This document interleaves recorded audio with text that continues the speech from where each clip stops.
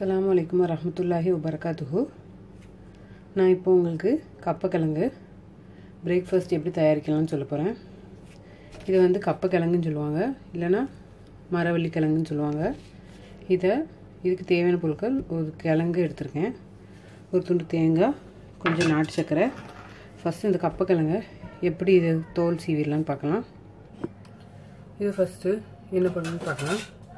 இதே மாதிரி 2 வகையான கத்தி எடுத்திருக்கேன். ஒரு பெருசு, இது வந்து கட் பண்ணதுக்கு, இது சின்னது தோல் உரிக்கிறதுக்காக. இப்படி தோல் இருக்குன்னு காமிக்கேன். ஈஸியாக வந்துடுங்க. இதை உரிச்சதுக்கப்புறம் நம்ம கழுவிக்கலாம். உருளைக்கிழங்கு உரிக்கிற மாதிரி தான். பிங்க் கலரில் இருக்குல்ல, அதையும் சேர்த்துடுங்க. நான் இதை உரிச்சதுக்கப்புறம் எப்படின்னு காட்டுறேன். இப்போ நான் இதை நல்லா உரிச்சிட்டேன். இதை தண்ணி வச்சு வாஷ் பண்ணிக்கலாம்.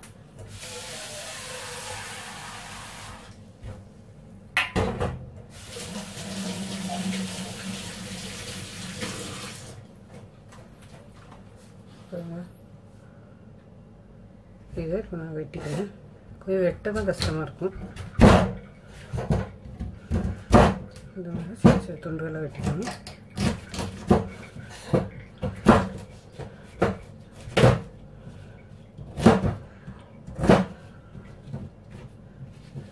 இந்த மாதிரி சின்ன சின்ன துண்டுகளை நான் வெட்டிட்டு காட்டுறேன். இப்போ இதை பொடி பொடி துண்டுகளாக நம்ம நறுக்கியாச்சு. இந்த மாதிரி ஷேப்பில் நறுக்கியிருக்கேன். சிலவங்க வந்து தண்ணியில் போட்டு அவிப்பாங்க, இல்லைன்னா குக்கரில் போட்டு விசில் வைப்பாங்க. அப்படிலாம் செய்யாதீங்க. செஞ்சிங்கன்னா அந்த சத்து ஃபுல்லும் தண்ணியோடு போயிடும். நான் வந்து இதை வந்து இட்லி அவிக்கிற மாதிரி குக்கரில் போட்டு இட்லி குக்கரில் போட்டு அவிச்சு காட்டுறேன். எப்படின்னு பார்க்கலாம். இட்லி குக்கர் வச்சுருக்கேன். இதை ஆன் பண்ணிக்கலாம். தேவையான தண்ணி வச்சுக்கிறேன். தட்டை வச்சுருக்கேன். வச்சுட்டு இந்த கிழங்கு இதே மாதிரி வச்சிடலாம்.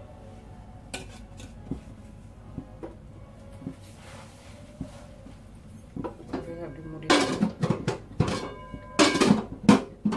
மூடி வச்சு ஆவி வர வர வேக வைக்கணும்.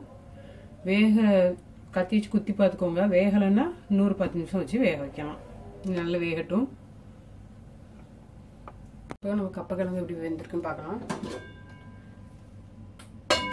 அடுப்பாக்கலாம். இப்படி கத்தி வச்சு குத்துனா இந்த மாதிரி இருக்கணும். நல்லா வெந்துருச்சு. இப்படி அவிச்சிங்கன்னா தண்ணி எதுவுமே வெளியேறாது. இப்போ இதெல்லாம் வந்து பிளேட்டில் எடுத்துக்கிறேன். சுட சுட சூப்பராக இருக்கு பாருங்க.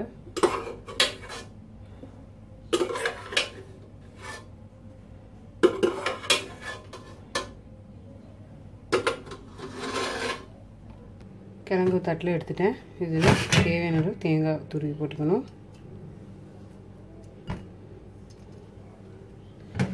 தேவையான அளவு நாட்டு சர்க்கரை, கருப்பட்டி இந்த மாதிரி கூட போடலாம்.